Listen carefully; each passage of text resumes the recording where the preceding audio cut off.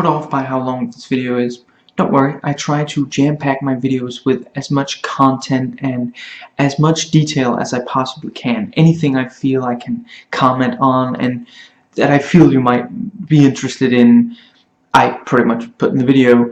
I try not to repeat myself and talk fairly fast.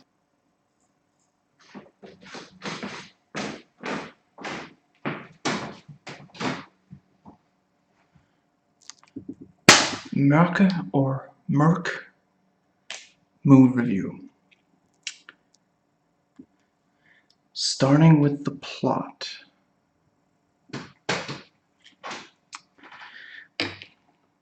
In Copenhagen, the writer who's currently authoring a book and journalist Jacob and his girlfriend Nina are surprised when his beloved sister Julie, who became handicapped after an attempted suicide, as often happens with failed attempts, informs that she's going to marry her internet acquaintance Anke. They've been chatting online for 6 months, and Jacob didn't really know this at all. You know, his mother says, "Oh, you've been too busy." On the wedding night, however, Julie commits suicide in the bathtub of the hotel, dying in Anke's arms. After the funeral services, Anke leaves Copenhagen, and while packing Julie's belongings, Jacob finds a book that belongs to Anke with an obituary identical to the one Anke had written in about Julie's death. And Jacob tries to call Anke, but his cell is out of service, and so Jacob investigates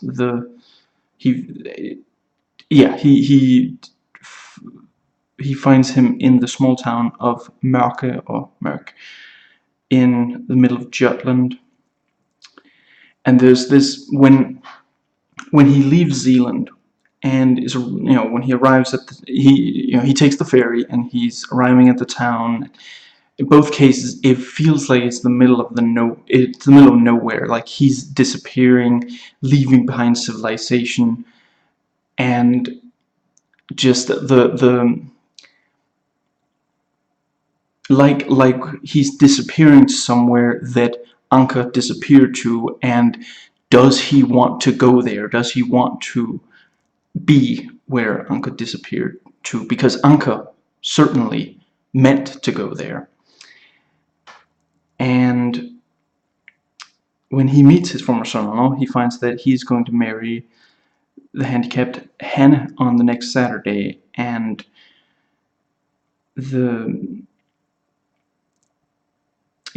Jacob tries to warn about Anke, and he's not really believed. And the tagline is, "No one should die alone." On plot.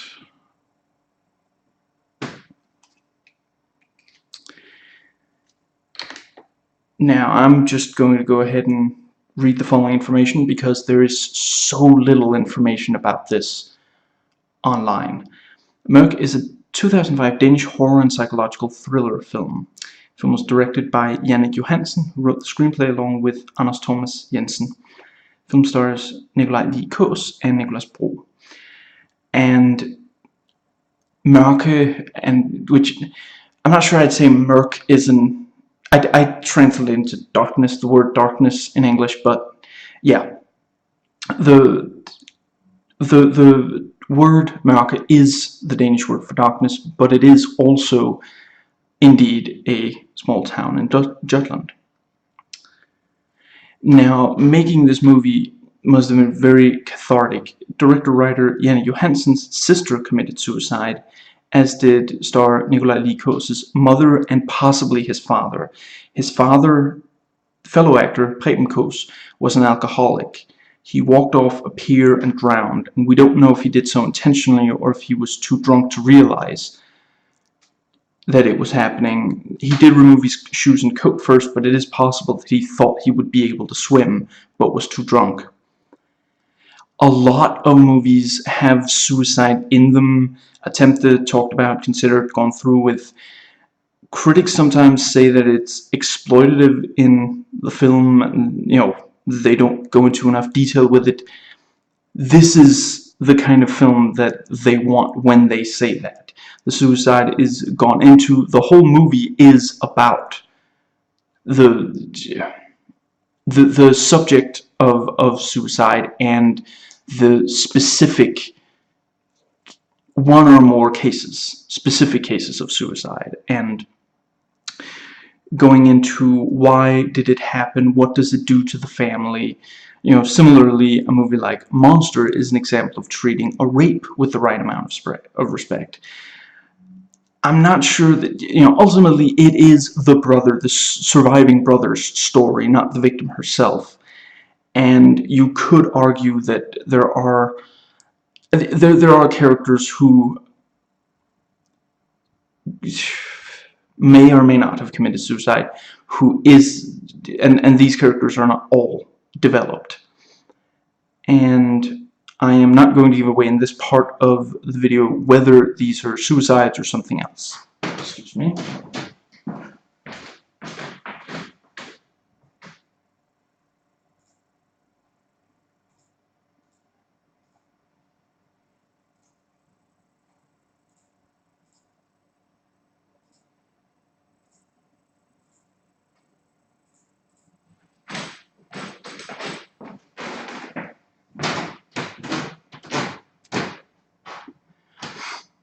Now, when I heard about this in 2005, I knew I had to watch it. I watched it in the theater and never forgot it. I might have watched it at least once since, in addition to this viewing. I don't recall for sure.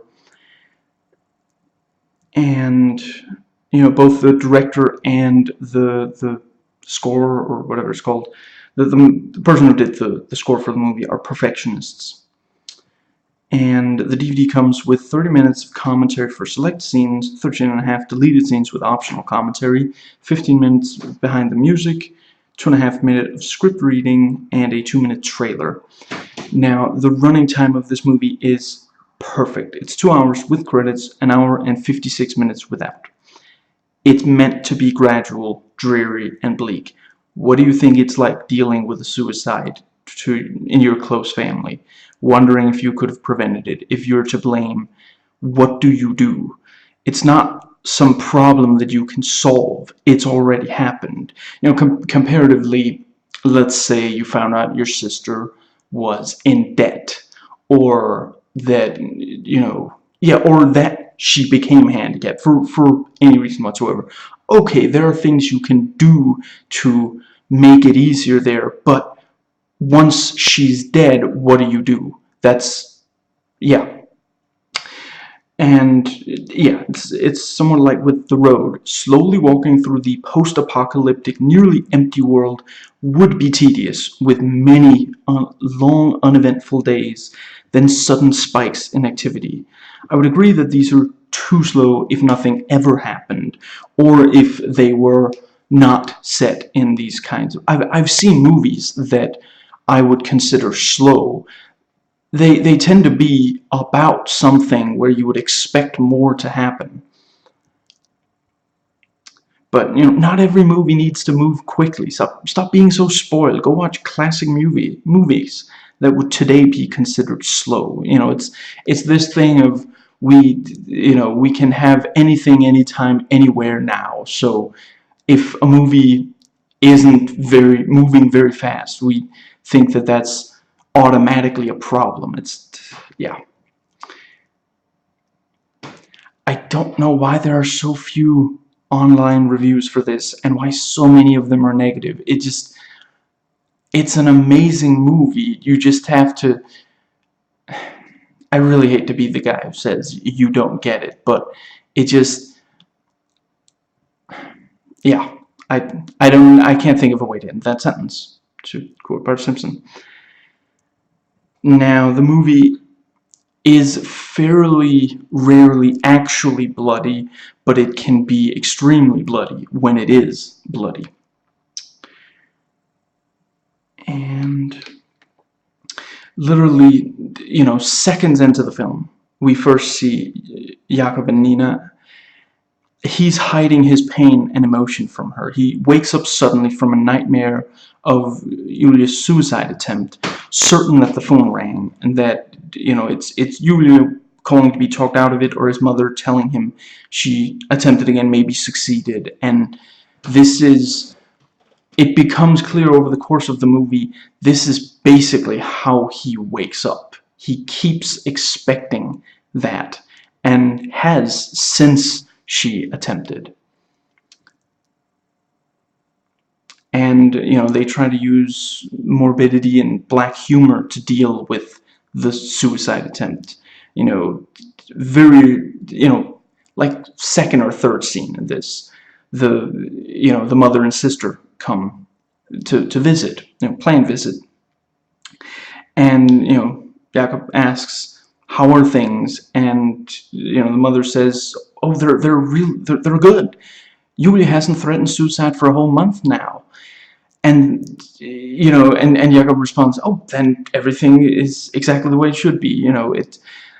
This is literally the conversation the first time we meet the mother and sister, the first time that they're in the same scene with Jacob, and yeah, they say these things and they chuckle nervously because they can't talk about it, but they can't not ever bring it up. It's her existence is a constant. The state in which she currently exists is a constant reminder that she attempted suicide. She would not be handicapped if she had not attempted suicide. So it's a constant, it's like, you could maybe compare it to like a divorce or something. The fact that that the children only get to spend every other weekend with their father, that and that the rest of the time they don't see their father much, if at all. That's a constant reminder of the divorce. It's so you can't, it's inescapable. It's not something, comparatively, let's say someone was an alcoholic for years and then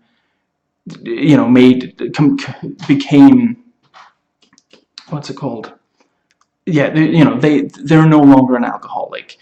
They either don't drink or don't drink too much. They might be reminded of it. Again, we're talking about someone who's completely past. Actually, maybe that's a bad example, but yeah, there are situations wherein you could maybe, I'm not saying these are not big problems still, but where you're not constantly reminded of it. Yeah, alcoholism is also something that is difficult to talk about.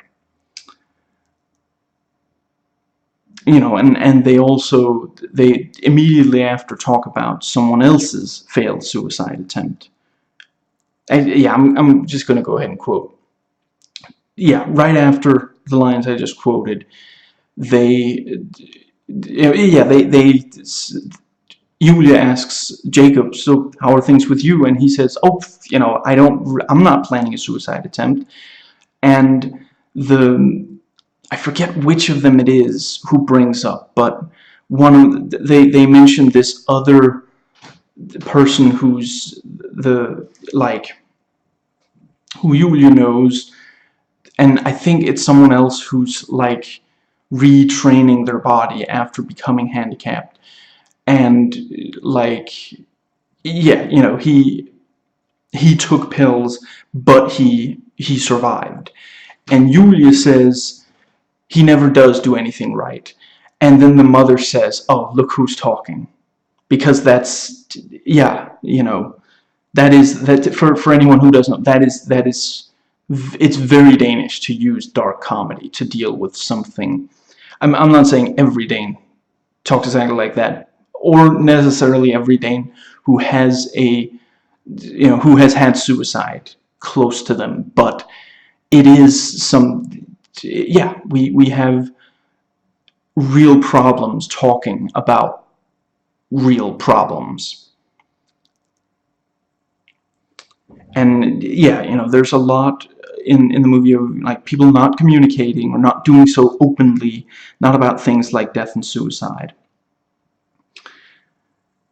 And maybe it's only because I just watched the deleted scenes also, but in once in the deleted scenes and once in the final film, there's this, it sounds like small talk, but it turns out to be, it comes up again more than, but the there's this thing of like the newspaper is always put, it's, they never properly, the newspaper boy, I guess, never properly puts it like in the mailbox. So and that it either makes the person who expected the newspaper actually cancel the newspaper, or they're talking about doing it.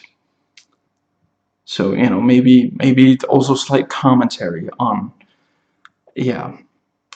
And at the wedding, they awkwardly sing these rewritten lyrics to a familiar song, and it's completely obvious. There are a few seconds where you're like, okay, those are not the lyrics I know. Did they take a rewritten set of lyrics from some other source, and then then the lyrics go on to actually mention Julia and Anka by name?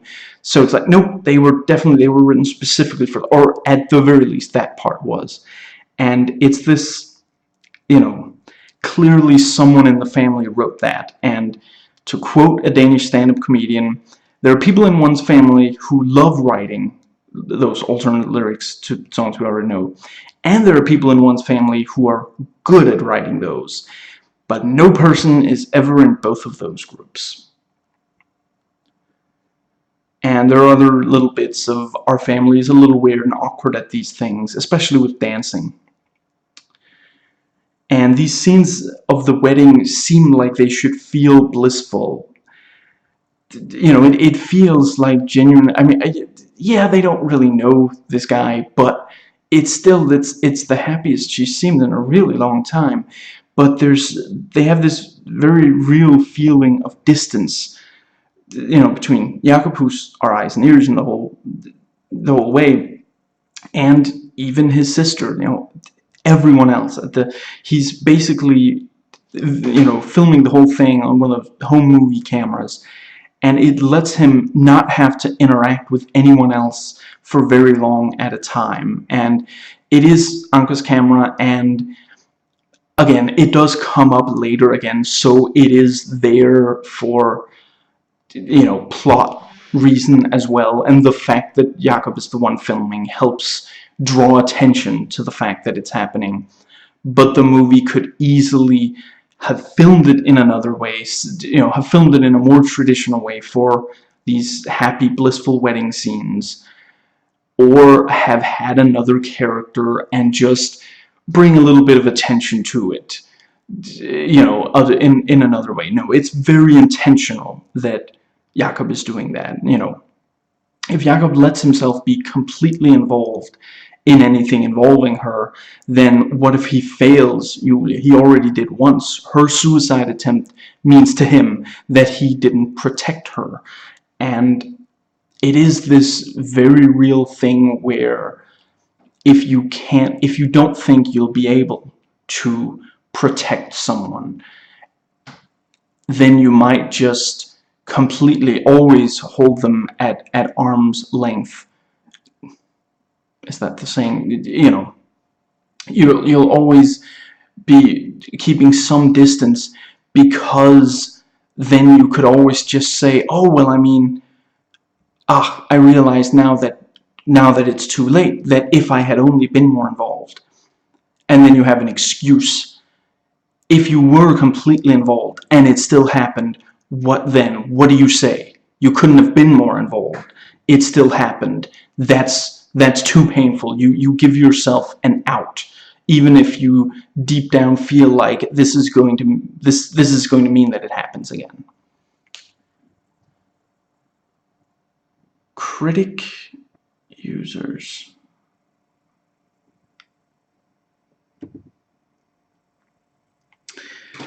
A lot of people give this a 3 out of 5. To me, it's more like an 8 out of 10, maybe even a 10 out of 10. Some say that Nikolai Likos is not convincing as the lead, but most do tend to say that he's really good. Yeah, again, just having seen the deleted scenes, there are a few of those where it's a little bit, yeah, there are a few bits of the performance that I would maybe have liked to be different, but a lot of it is the writing. He does the best job. Some of it is written. There's this scene in the movie at one point he gets drunk, and the deleted scene it's more an extended scene, really. It's just a longer version of that, and he says more as he's drunk.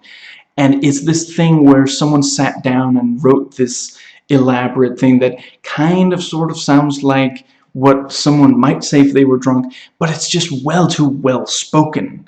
And yeah, obviously, you know, he can only do so much with when he has to recite lines that are like that. And yeah, tense and dark, this movie is well scripted, well cast, and beautifully shot. Nikolaj's Bro is particularly good. In spite of being over to learn to count, the strangeness and charm of the story kept me with it all the way. Lovers of Scandinavian noir will find this a very entertaining watch. And now, one fairly common complaint is that it's predictable, and I'll get more into that in some ways. Yes, it definitely I'll get into that in just a little bit.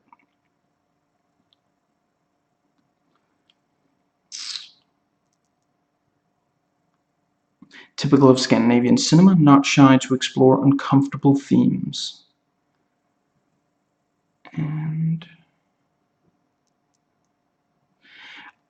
I would say that the mystery might have benefited from more than one suspect, maybe a longer list of victims.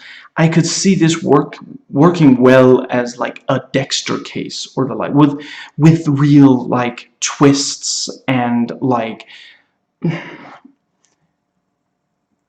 yeah. I'm not saying that the movie would have been better like this, but the mystery itself would have been. It's kind of like they felt that they needed a mystery, but the movie, it might almost have benefited the movie more if it was much less traditional, if it was almost just like a lot of like dream sequences of, you know, of Jakob seeing things that he's feeling, basically. Maybe meeting Julia after her death and like asking her, am I the one who failed you? Something like that. For what it actually, for how it wants to go into these questions. But that would just, it's an accessible movie as it is. It's uncomfortable, but it's accessible, and I think they wanted it to be more accessible. It does remind me of this like Danish short film. I wish I knew the title, but I don't know it, and I don't know how I would find out. But it's basically, not a spoiler, this happens in like the first 10 minutes. Basically, this child,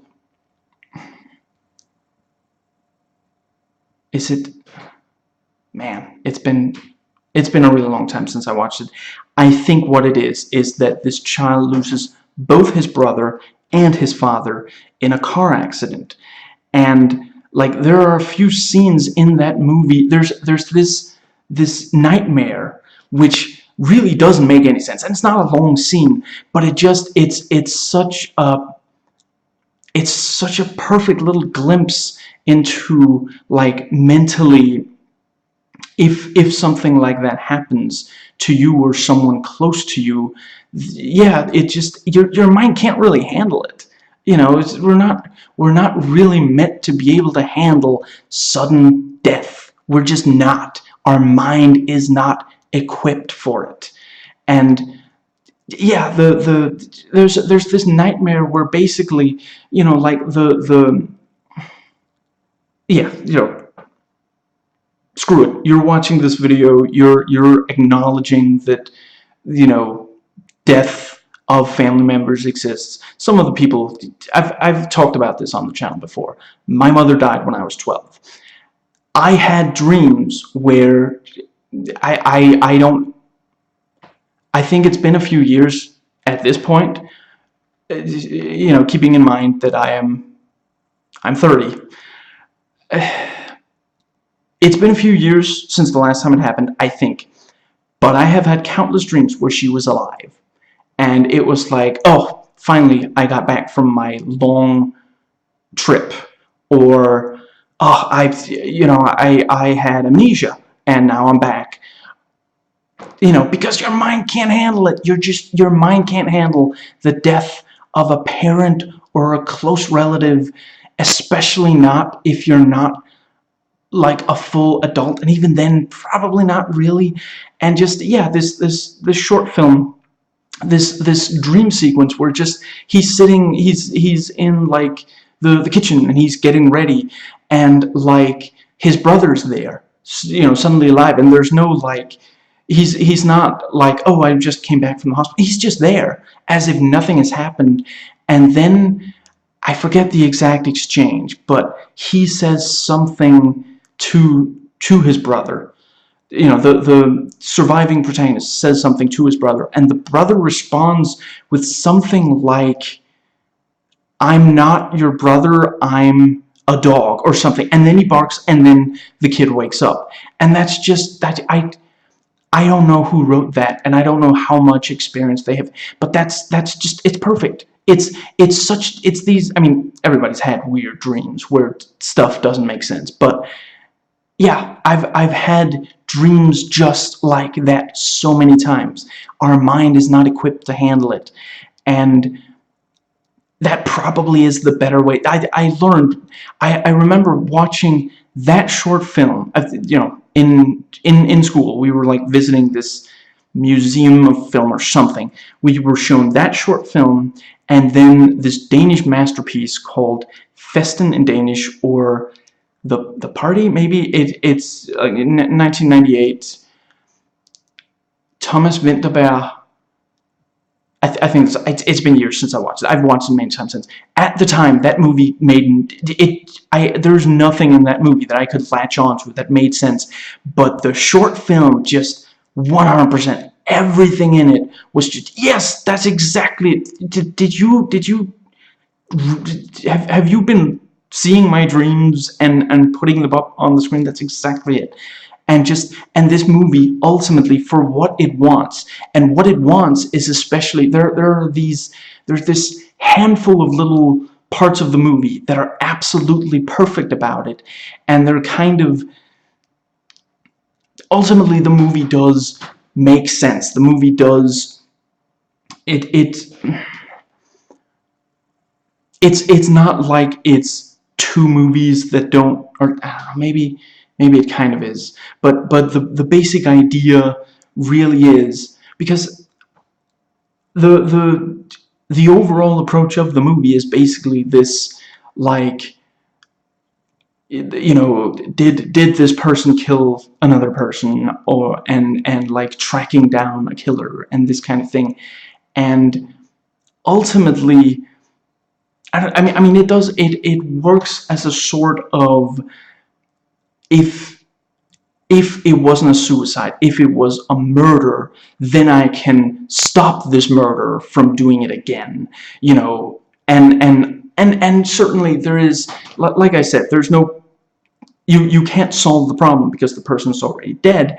But if you know, Jacob meets this other family that Anke is marrying into, and it's like a mirror version of his own family, basically. And that's that's interesting, and that's a way that they also explore it. It's like if, you know, if this was like a Twilight Zone episode, then the episode would have started with someone weird coming in from the outside and trying to warn Jakob that Anka is a killer, and then he doesn't believe him, that guy disappears, and then at the end it's like he's actually that person but he couldn't recognize him, and so it does work. It's not, there are countless of the mirroring is what makes it work, and the idea that maybe if she didn't kill herself, then maybe there is a problem I can solve. Maybe there is someone that needs to be stopped from killing others, and but other than that, it's they get it. The people making this get it, but they were maybe kind of hamstrung is too strong of a word, but they were maybe a little, they had to kind of make it within, if, yeah, that short film that I mentioned, that's like the low budget is almost like a slur, but that's not a very expensive movie, and it's not a feature film, and it's basically, I would almost guarantee that movie was made with some money from the government. Of course, a lot of the Danish movies are, but a lot of the money for the bigger ones, not all of the money for the bigger ones, comes from the government. And I don't know for sure, but I figure this one, some of the money from the government and some of the money from the outside. And as such, they had to kind of make a movie that anyone could sit down and watch. And is this man a killer? I have to follow him and find out and stop him from killing again. That's an easy movie to sell, essentially. And that's why it has so many negative reviews, because people sat down thinking that was what they were going to get, and it wasn't what they got. And I'm sorry, some of the reviews read to me as just frustrated that they picked the wrong movie, not as, this is actually a bad movie. Just, I wasted a movie night, and that's, yeah. Anyway, to get back to the mystery itself would work well as a Dexter case, with like a fast pace, and you've got subplots, and like, learning a lot of information about the case in a short space of time, and piecing it all together. And that's almost the thing. They took the mystery from a Dexter. Yeah, Dexter started in 2006, so obviously not literally, but Dexter, or a Dexter-like show, and an NCIS, a CSI show. Yeah, where it could move really fast and such. And in parts of the movie, the mystery is just not. If you recut this movie to take all the information, all the evidence, and recut it to be much faster, it's more or less okay. I'm not rating it highly on account of the mystery itself. The thing is that I don't think that, the mystery was not really what they especially wanted. What they wanted was this dreary and bleak, not this, like, grabs you and, tears you along as at this kind of breakneck pace of, we have to stop a serial killer before he kills again, but more this, like, when Jakob enters Mørke, he's submerging himself in the darkness of all the emotions, and of the history of it, and just of this kind of, again, like, it's almost like he comes out, and you know, he meets this mirror version of his own family. You know, it's just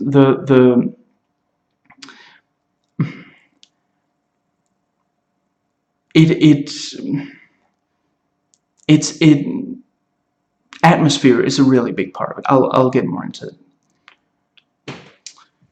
And yeah, to read some more, quite atmospheric, many effective scenes.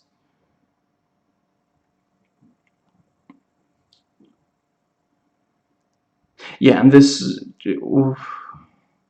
I have to kind of agree with. Not much mystery to it. Everything about the bad guy screams pedo from minute one, and that doesn't change.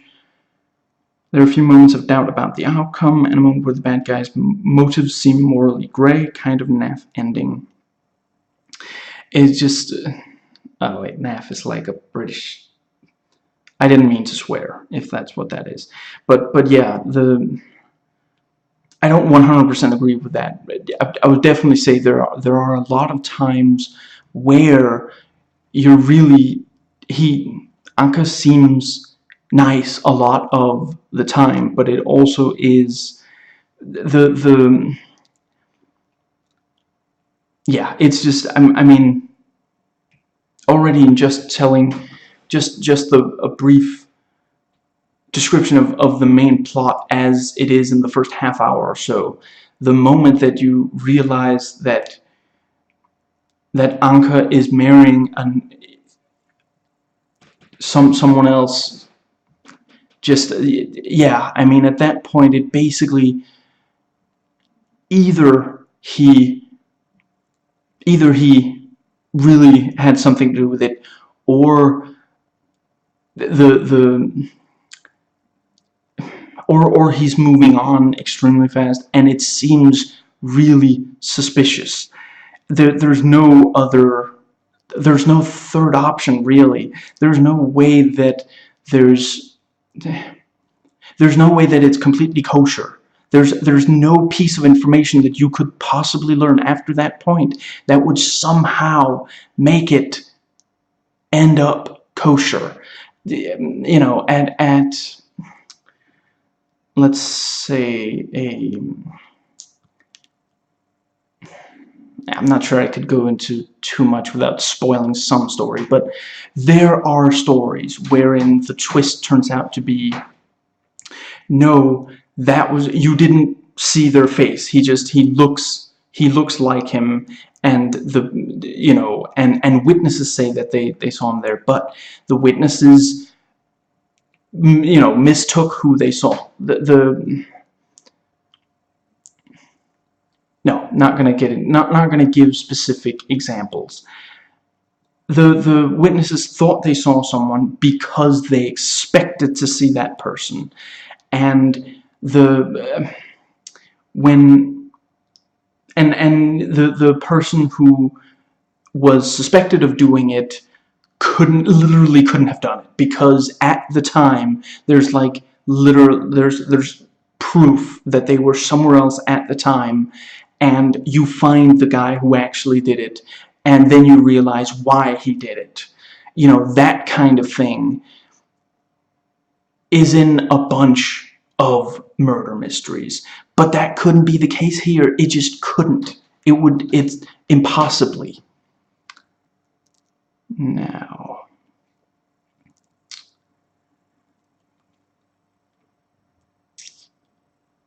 very good acting performances and intense settings, but you kind of knew what was about to happen in the end.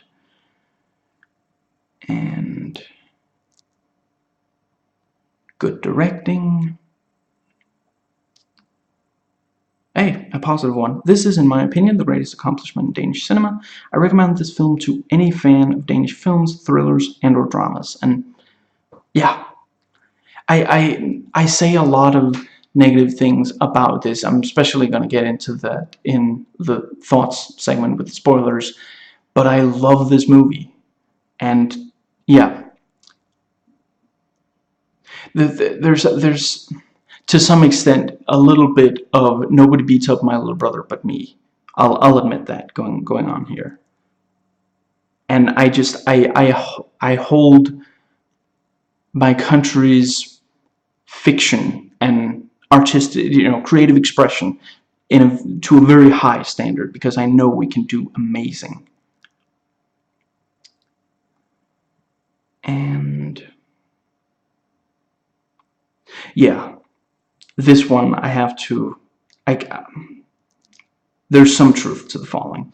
There were things I liked about this movie: the moodiness, the two lead actors, but I can't recommend it. The main character's choices simply made no sense too much of the time, and not just in minor ways.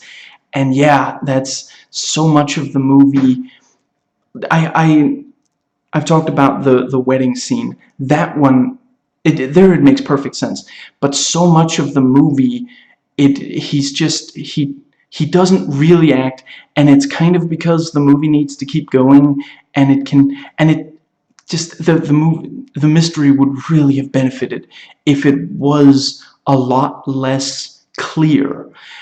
Honestly, if Anka completely disappeared, and then Jakob was finding people who knew him, and he asked them, X, Y, and Z about Anka, and they say something that hints in one way, someone says something else that hints another way, and at the end of the movie, he finds Anka, and then you could have, oh, maybe Anka was kidnapped by the person who really did it, or he was threatened into doing it.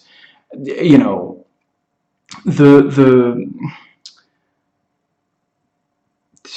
there are options there, but the fact that Jakob finds Anka so early, and in the situation that he finds him, just the movie doesn't really have anywhere else to go for the mystery from then on out. We find there are bits and pieces, and there are times where we really don't know, but at the end of the day, it's really hard to not think, well, he did it. And why doesn't Jakob just talk to the police? Yeah.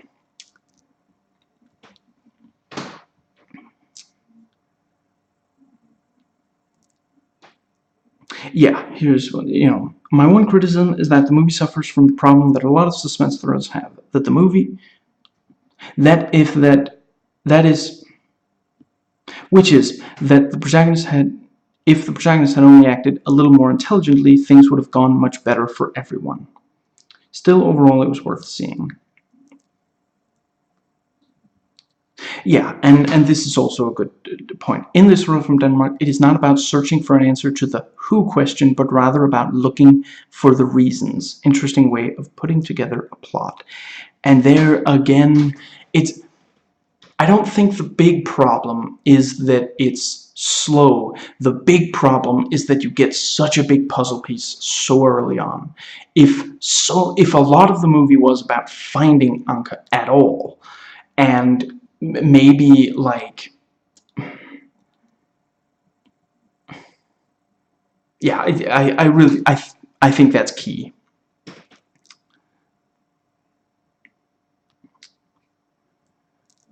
And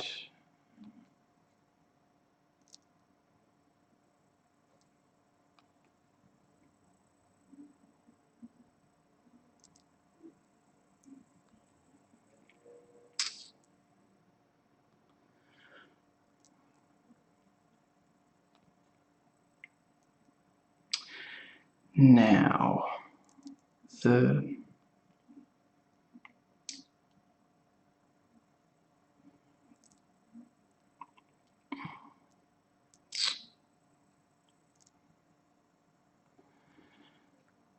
I suppose that is more or less.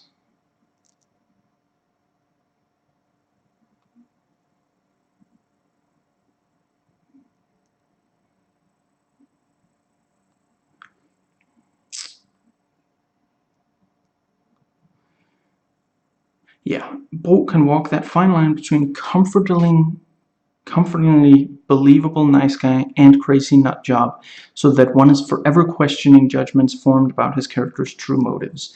His physical size alone is at once both reassuring and threatening. And that is such a big part. They could so easily have cast a character. Nikolai Likos, for those who don't know, is a completely regular looking guy. You know, he's not unattractive, but his, well, I mean, there are movies where his body shape is somewhat different for the purposes of that movie. Not sure I've ever seen him do full Christian Bale though, but in this movie, he's completely average. Not like he's not super muscular, but he's definitely not. You don't think that he's weak, slow, or like, yeah, you know. And they could so easily have made his opposite very similar in, you know, body type and such. But here, instead, it's, and yeah, again, for those who don't know Nicholas Bolt, you know, he's, I guess, think something like Hitchcock, somewhere around there, you know. And it you know, in some movies he's very different from here, but in this he can be very charming, but he doesn't talk all that fast, and he's kind of soothing, the kind of person that you might find working with children or people who have problems, and they just need a very comforting and very safe environment, very non-threatening. And he's like that in so much of the movie, and it just, yeah, it really makes it makes you think that maybe he is a perfect, maybe he's a good guy, but it also makes you wonder, is that hiding something, or is he maybe too calm and just, yeah, his performance is perfect. And Nikolai Likos is very close to, again, there are very few times, and I think the times is the writing.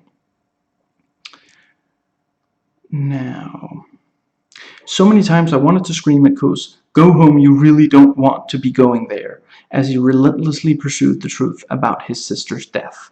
And that is such a big part of it. And again, that's dealing with death close to you. It either you just try to move on, or you try to say, is there anything we could have done? What do we, yeah. And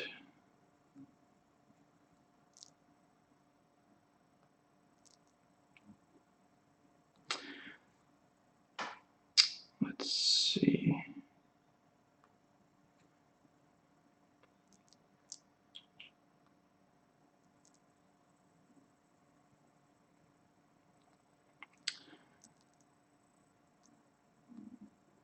Yeah, one character says in this film, "We don't talk about death. That's why it's so hard." And that really, yeah. And yeah, you know, director Jannik Johansson chose dramatic effect over realism for some parts in the film. And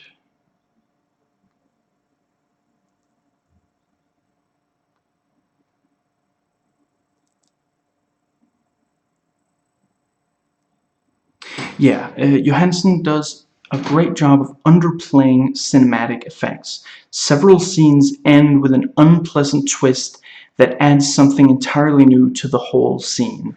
And that's not something that's huge. I mean, Lost did that countless times. So it's not that no one has done that before, but the it works really well in this, and it never feels, which it often did in Lost, gimmicky or not forced, but kind of contrived in order to have that effect. And yeah, basically, the twist will be something like, suddenly you'll realize, excuse me, that someone is about to die or has just died or the like. And when we see that, when the reveal comes, we feel that we should have seen it coming. But after all, we were trying very hard to avoid the subject of death. And the film manages this in spite of countless films that are brimming with death, many of which have us cheering it on because of who's dying. This film makes it real, and death can't be real. We avoid it. And this is what I was saying before that I'll get to. In some ways, this film is more about atmosphere, mood, how it makes you feel, than being rational, making sense, or the mystery continual, the mystery moving quickly, as a lot of mysteries do. We're used to mysteries today. Let's compare this to the girl with the dragon tattoo. That movie, I forget the exact year. I want to say 2009 or so. And that's one of many examples of Nordic murder mystery kind of thing. That story, constant new developments. They start looking into the murder or murder disappearance. It's the very, very early on, and they keep finding, they meet new suspects and they find new information and all this. Like, one of the things you really remember from that movie is, at one point, I want to say it's fairly early, they see the person who's disappeared, and they see that she's wary of something. That, she's looking towards the camera and she's wary of something. And you see someone behind her taking a picture. And then they try to find the picture that was taken by the person behind her to see what in that picture could have scared her. That is the kind of thing that, that's like edge of your seat, suspense kind of thing. And this movie isn't like that. And yeah, again, that's where, a lot of people probably expected that, and they kind of had to try to suggest that it would be closer to something like that than the short film I mentioned earlier. The short film I mentioned earlier, other than seeing it through like your education showing it to you or something, a lot of people don't know it exists. Whereas comparatively, this and Fest and the Party, still a lot of people don't know it exists because it's Danish, but far more people. Now,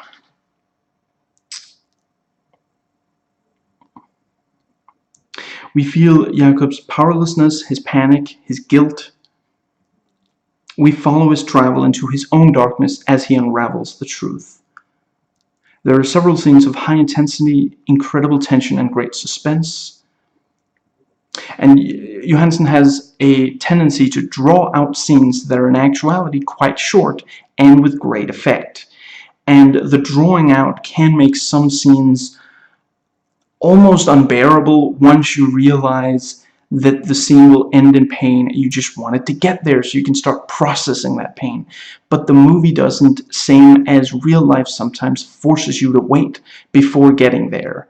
And yeah, just it takes forever to process that kind of pain. And yes, it's probably fairly obvious at this point.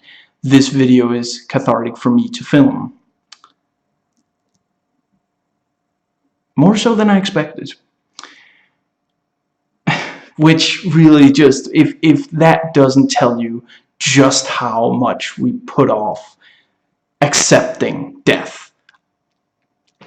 I can't at this particular moment come up with anything more clear. And yes, moving on to thoughts.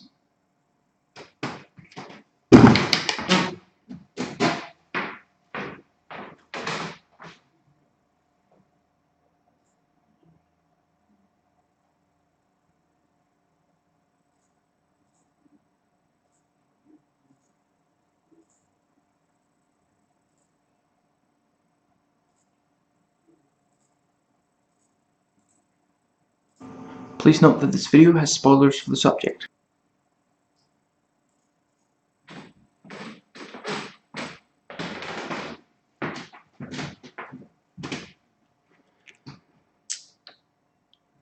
Starting with characters.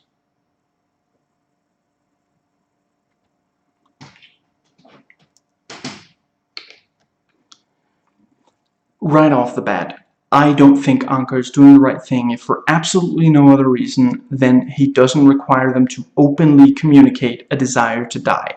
Euthanasia, helping someone to die who does openly ask for it when they've been cleared as being of sound mind, not just asking for it on a whim, but wanting it for a long time, that I do agree with, and I think it should be legal. Of course, I'm not asking anyone to actually break the law, but I do think that it's something we should work towards being legal, and I really, you know, if you're considering it for you or anyone else, you know, just there are ways to you know, there are some countries that can help you, and I think I'm just gonna leave it at that. Now, the motive of the motive of Anka is very compelling. You know, to him, deep down, they do want to die. I'm merely helping them get there. You know, they don't ask because we don't talk about death, about wanting to die. They would ask if we talked more openly about death. You know, is what I'm saying he's thinking. And a lot of people do think that being disabled must be a miserable life when they allow themselves to imagine it. And, you know, yeah, as I've just said, you know, I myself and many others are in favor of allowing people to die who suffer for a long time. And that really, you know, there is, I think, I wish the film played this slightly differently, but the fact that we don't know for a while, you know, did Hannah mean to try to kill herself, you know, or was it an accident? And I feel like if at that point we knew for sure that he was killing people who had, if we didn't know who the killer was, but we knew that the killer would seek out victims like that, and, you know, victims who were disabled and who had attempted suicide, and then we found out, oh, she didn't attempt suicide, okay, she's safe. That could have worked, I think.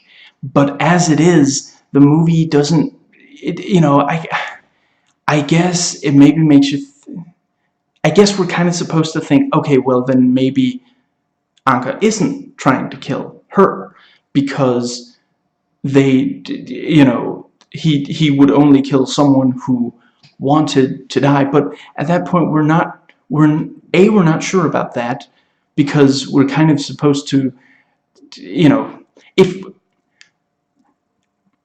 Jakob felt completely certain about that, why doesn't he talk to Carl about it?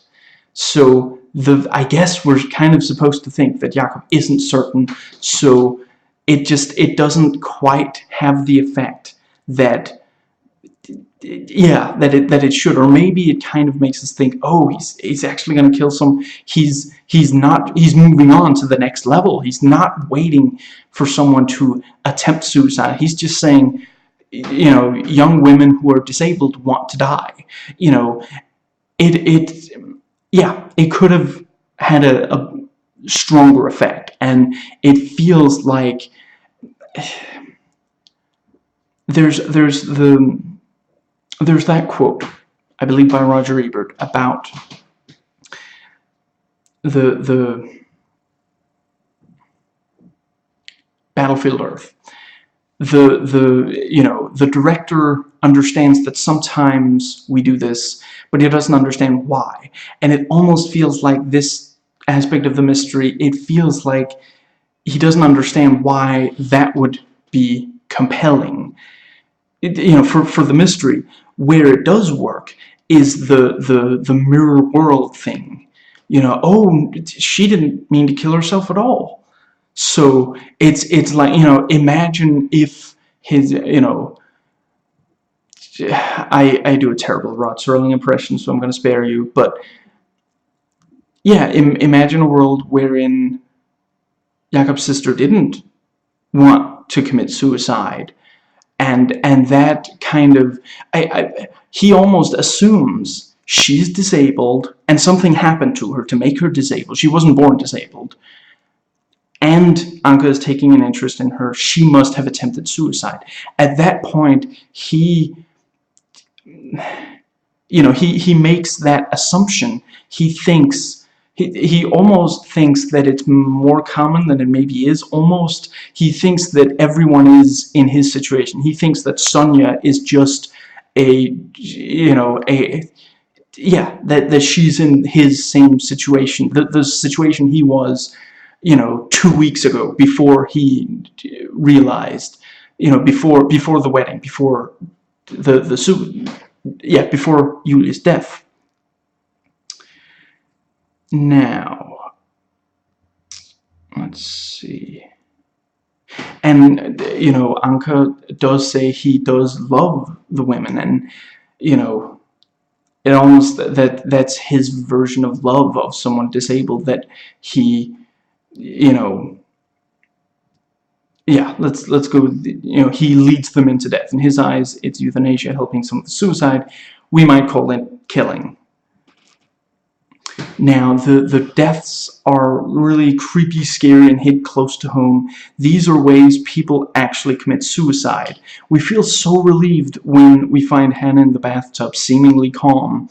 We don't stop to think that maybe she, Anka, already slit her wrists, and it's a really good twist that Hannah didn't die during the wedding. That was completely unexpected. We really thought, he's gonna bust down the door. He busts down one door to get in there, we see, and he grabs, where is she, and we expect him to bust down the door, find her, and we hope that he'll find her in time so that she will make it.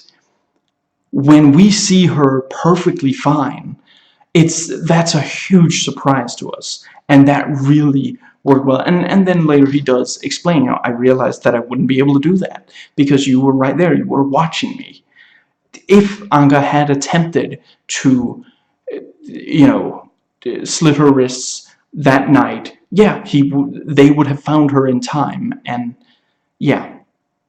it would have been clear that, it would have made him look very suspicious, whereas it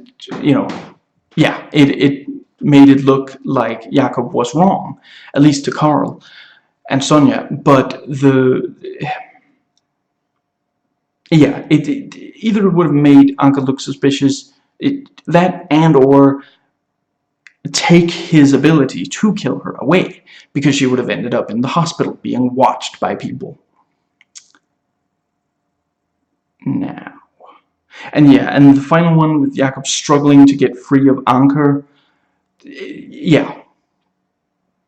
Now, the very similar obituary, same obituary, is a good piece of evidence to start off the suspicion and investigation. You know, it's a little, it's at least a little off. We don't know quite what it means yet, but yeah, you know, okay, there's something that's not, that's at least a little weird, and he's already gone.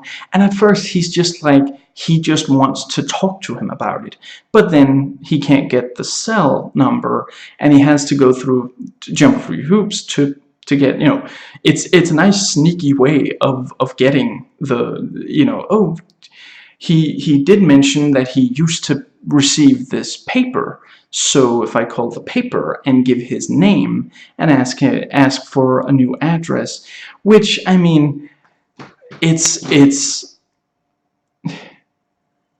once you have someone's name and you claim to be connected to them, and you ask, for example, a paper like that, I don't know, is that legal? It feels like it's a little too, certainly today, you know, when personal information is so very, yeah, you know, into today with like identity theft and stuff like that, it feels a little too easy, but it, you know, it works for the movie. It's not, yeah. And it's really creepy when Anka shows up at Jakob's room at the inn. You know, you've got the build-up with the hallway, then the lights go out, and he doesn't want to move into pitch darkness there, so he moves back, and then Anka is there, and then, you know, he walks in to turn off the water, and then Anka is right there again with, yeah. And, you know, he claims, oh, Hannah was the one who asked for the wedding to be so soon, and he was too drunk to realize that Julia was suiciding. And it says, you know, yeah, you should go home, it'll confuse Hannah. I really have to wonder, what did Anka tell Sonia about Jakob? She's so withdrawn the second time they talk, where the first time she was like so open, and she was like, they're gonna get married, and like, yeah, it's kind of soon, but what's that saying about hesitation? He who slipped my mind, but you shouldn't do that, definitely. Hesitate, I mean. You know, she's so casual, and then suddenly, that second time, she looks like, yeah, she looks the way he looked when he saw that Anka was about to marry another disabled woman, you know. I guess the idea is just she doesn't want to believe Anka is capable of murder. She wants her sister to be happy. You know, I know she just met Jakob, but shouldn't she want to be more sure about Anka? And why isn't Jakob telling Carl his suspicions? I will say I really like the little bits with it. It doesn't come up super often, but just the little thing about like Carl. The thing about like, you're okay, well, we shouldn't call him that. We're not allowed to call him that, but you know, the police officer, and you know, and you know, he's pouring out Jakob's whiskey, and Jakob calls him sheriff, and he says, if you call me sheriff again, I'm gonna throw you out the window. But yeah, it's I gotta admit, part of me really wants more stories about Carl, the no-nonsense, you know, so just, yeah, like, Fargo got a TV show, right? Make Carl the Mørke police officer a TV show, too. Anka sure likes his special blends of coffee. I got a computer from the government. Heard that one before. And then, you know, why did you try to suicide back then? Well, I was run over. You know, and then later we're told, yeah, she did kind of want, you know, I took a teeny weeny step out onto the road, and yeah. Would you mind going into the barn with me? I guess his answer was something like, I don't see why not. I believe he's the only one. Now, the DVD select scene commentary points out, as is, it kind of clarifies. Although I do think that the film makes it fairly clear. Yulia did write that suicide letter. Okay, yeah, with like deleted scenes, it's made more clear because we also see a letter. Yeah, okay, it could have been clearer in the movie, as there's a bunch of stuff that ends up then not being the case. But yeah, in the deleted scenes, we see the day of Yulia and the mother coming for a visit at Jakob and Nina's place. We see that he got a letter from Yulia, and there we see her handwriting, and thus when we see the suicide letter, we recognize her handwriting, confirming, yes, it is definitely her. But yeah, she did write the suicide letter, but it was as part of getting to the point where she could attempt suicide again. She wrote it without being ready to right away attempt suicide, planning it for later or such. And as the select scene commentary goes on to accurately point out, this is often what happens. People who want to suicide, they take steps along the way. Crap, he said it in Danish. What's the English term for it? Let's say they warm up. They don't immediately from one day to the other, decide to commit suicide and then immediately do it. They get the idea, and then they maybe write, and they maybe research, and they think about, but it's not. So yeah, she did write that letter, but she didn't want to suicide again. As far as we can tell from the rest of the movie, it was Anke who put that upon her, who, ultimately, you see in the world what you think. We explain away things we see in the world according to our own perspective and experience. And yeah, that's basically what he thinks. She tried back then, so she must still want to. And yeah,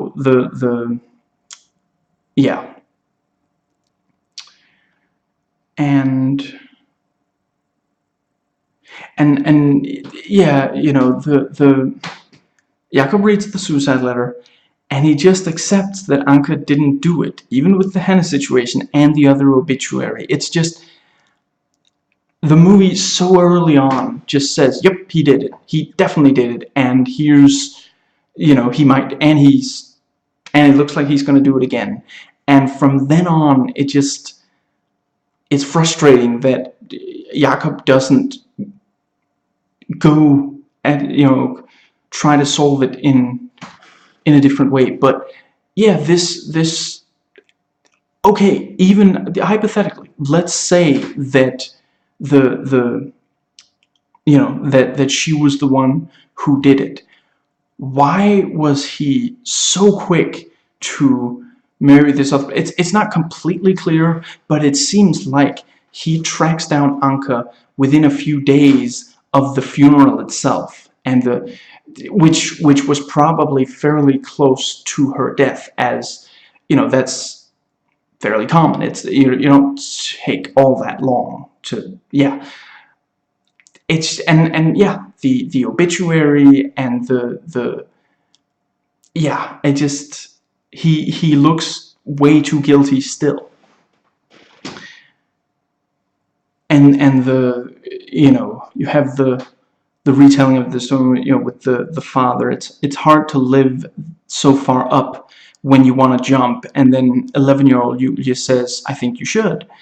And he doesn't end up suiciding, but she does. And yeah, that's, again, that's it. I almost wish that they either had made the more short film like version I said, or at least if maybe someone would like edit a sizzle reel, highlight reel down from just like, just if you don't want to watch the entire movie, here are the absolute highlights, because these little bits are just so amazing about just the direct conversations about suicide and death that are that real, yeah. And Anka comes by and says, "Would you be my best man?" And he's smiling and warm again, like he was before Julia's death and with Hannah. And then and Jakob is like, he takes this really, really well and just kind of blows him off. And then Anka is like, "Okay, see you around, I guess." But just, yeah. And later that does, he does kind of explain, like, he almost thinks like Jakob is another, like, not just like him, but he thinks he understands him. Anka being creepy in the background of that one photo is just legitimately dumb. Why would he be standing like that there? It's there because the production crew has seen photos like it in creepy murder thrillers. But in those, it's like surveillance. Like, the pictures taken just to make sure you have a picture of that creepy person. It's not in family pictures. And, we find out he killed his parents as well, and they were his first victims. Or among... Did he kill the first wife before the... Anyway, like a serial killer starting out with animals, they say in the select scene commentary. In a fun reversal of the "did you do something to your hair" guy thing, I legitimately had trouble recognizing Sonia at the reception. All she did was something to her hair. When Carl says, I looked into you beat the crap out of her boyfriend, that wasn't her boyfriend, he was just some psycho jerk. The movie should have established this about Jakob much sooner. If it's supposed to make us wonder about the mystery, it should have played more with perspective, with the idea of it being all in his head. All it does is explain why Carl suspects Jakob.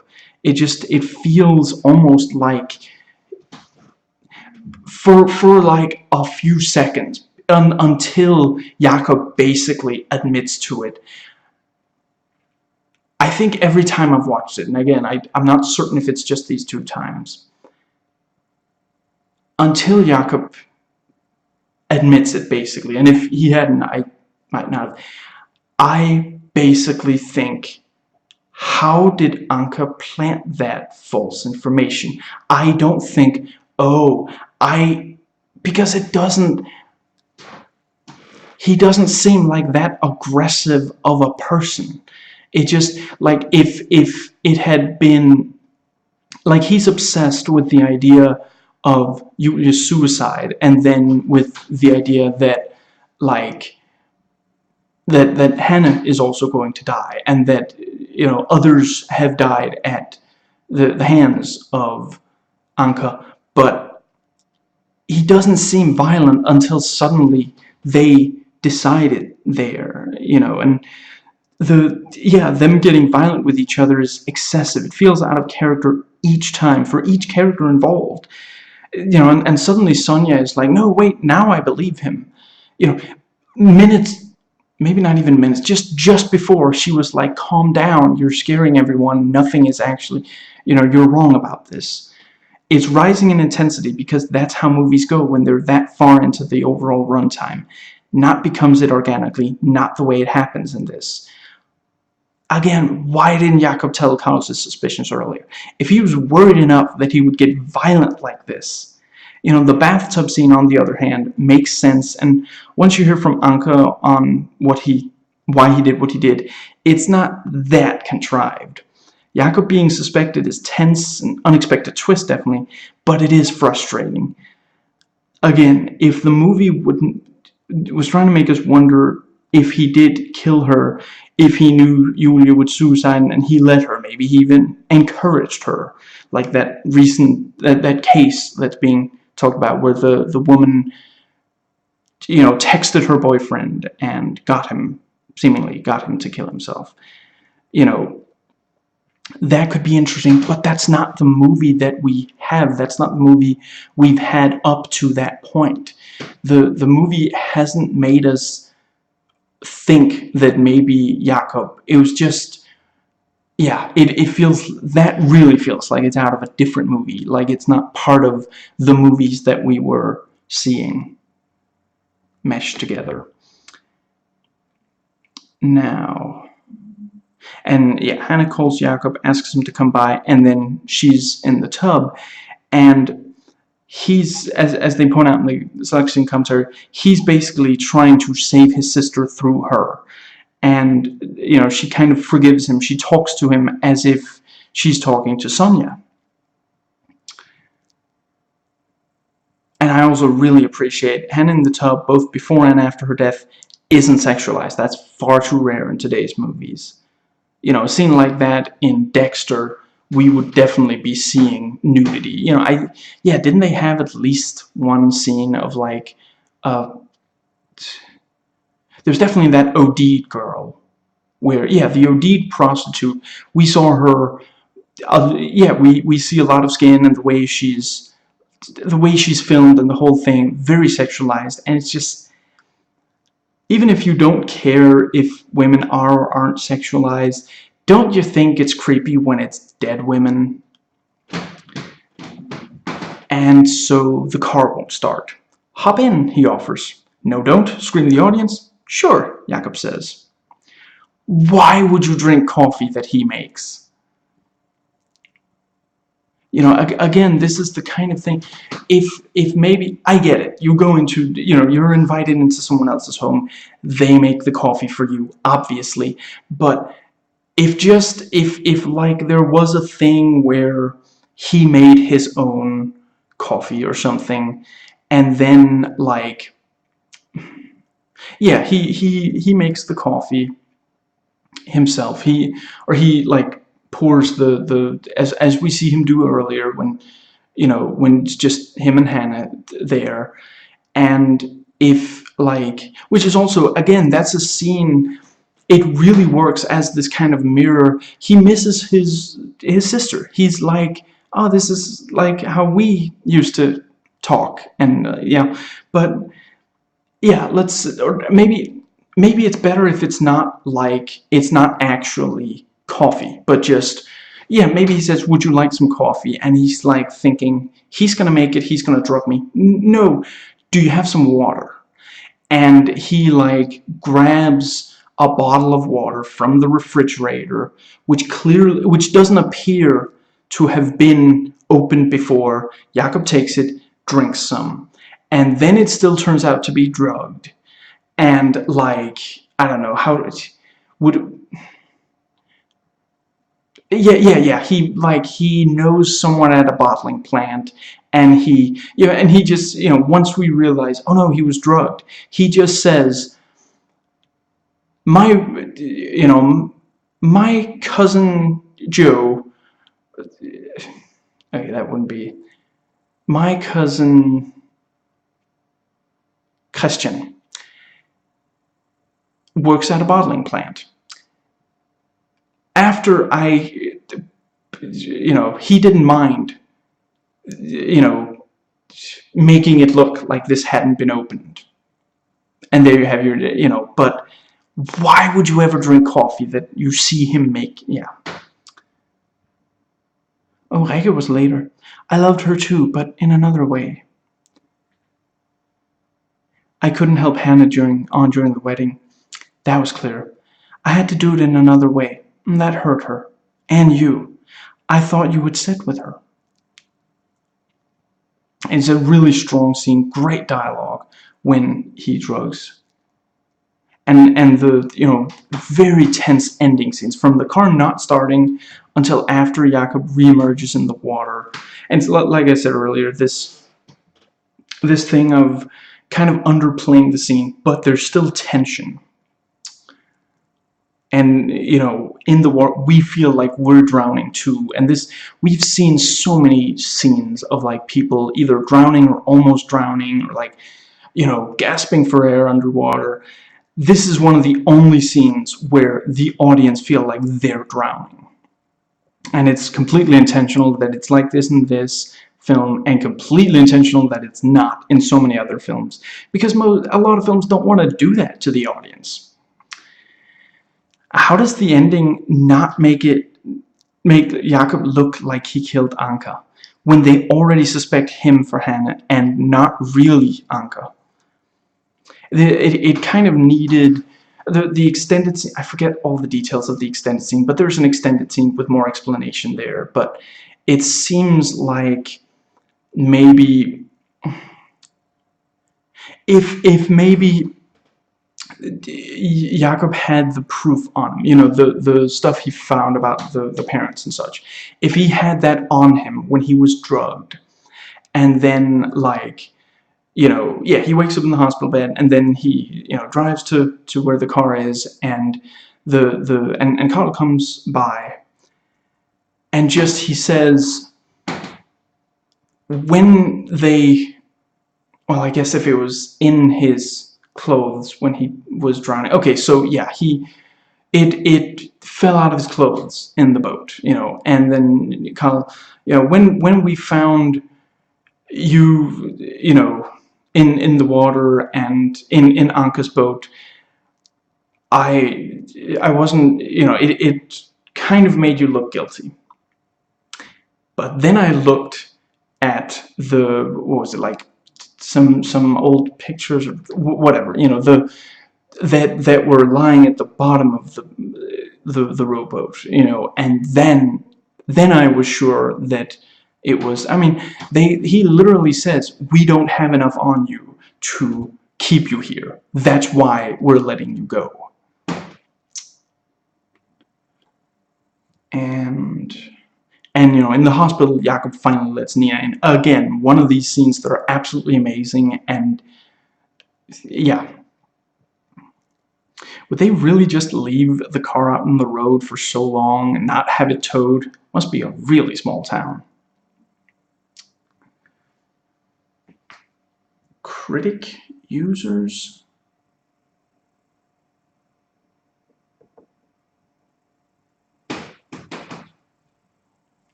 Now, yeah, it's hard to rate it considering I was totally unconvinced by several points of the story. The protagonist had enough evidence to convince the cops, and being a journalist, he was articulate enough to do it. And yeah, but there's something so haunting about that Nicholas Hoult character that you can't take your eyes off him. You just can't.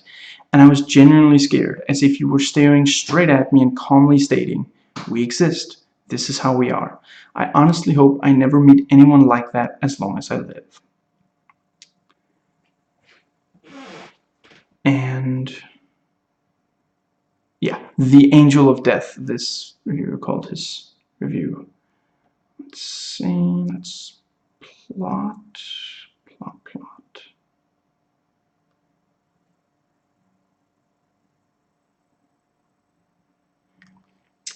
Now,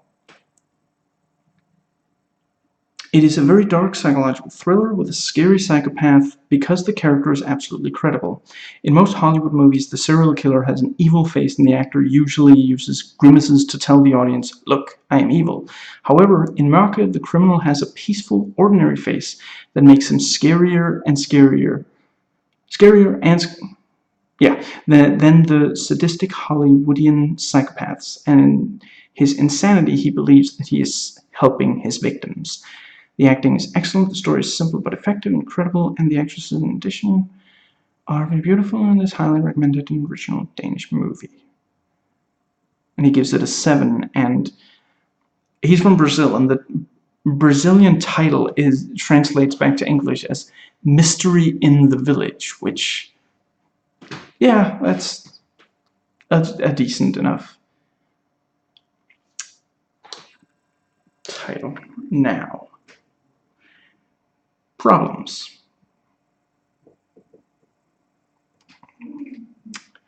The biggest problems I have with this are all the same one big problem with Danish films. It's part of why I don't watch that many of our more recent ones, since it wasn't as bad in the comedies we made in the 50s through the 80s. I think it is born out of our humility, our constant restraint.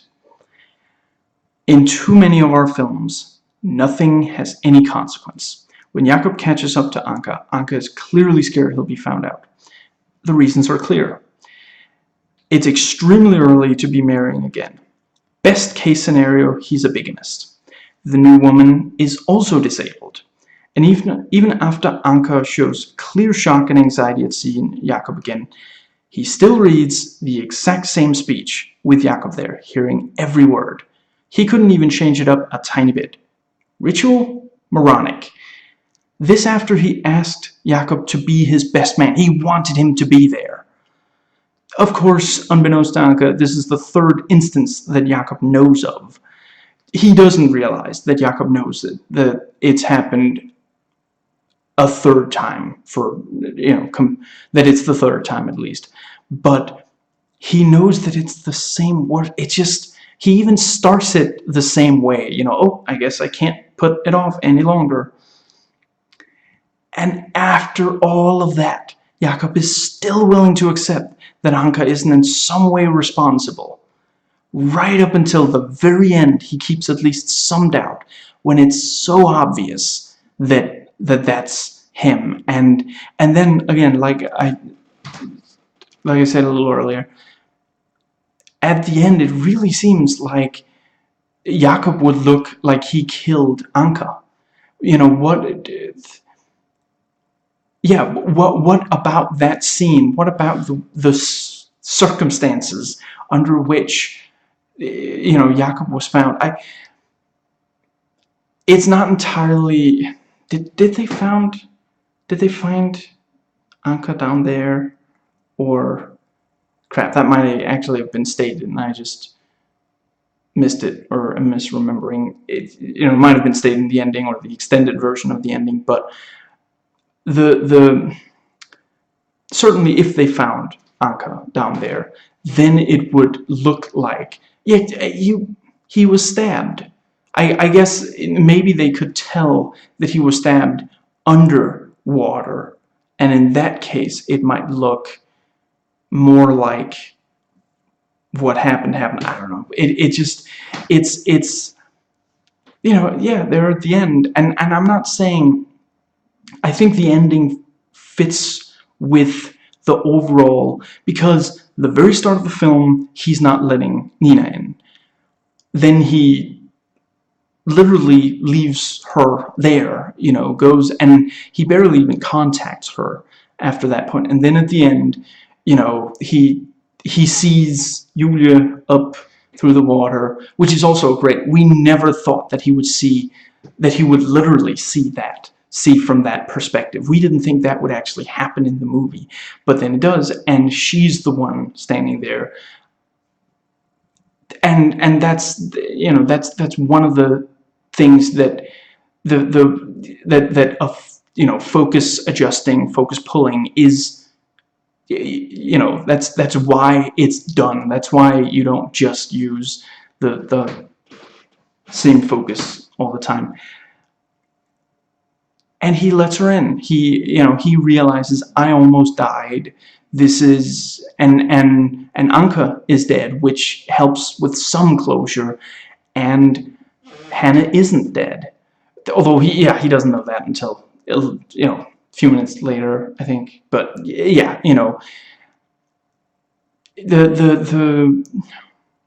the core of the movie is ultimately Jakob's relationship with his sister and with her death and with the circumstances, and for that, thematically, it works. That the end, he just returns, he drives out. We don't see him back there. We see him leaving Mørke. We see him leaving the village. That's and the fact, and the car wouldn't start before, and the cops wouldn't let him leave. and just like everything was holding him in this awful place. Awful, not, I'm not talking about the village, I'm talking about where he is emotionally, the darkness. And at the end he drives out. Thematically makes perfect sense. As far as criminal law goes, not really. It seems like he should have, yeah, and that's what I mean. There are way too many of our more recent movies that just end with, oh, everything's, nope, that's, the overall thing is resolved, and those times that things seem to really be going in this other way, nope.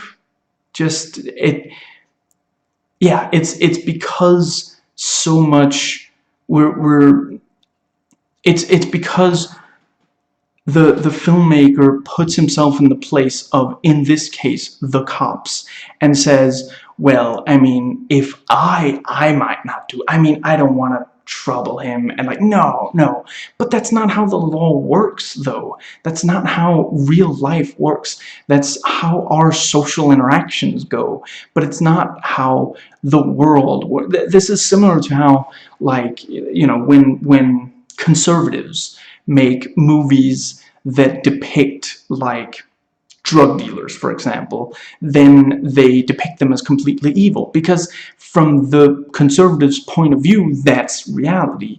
And, there are a lot of movies with evil, vicious, for example, drug dealers that I can get into, but in this movie, in a lot of our movies, the lack of consequence just doesn't make sense, and it also feels like it's acting in bad faith. Nevertheless, amazing movie.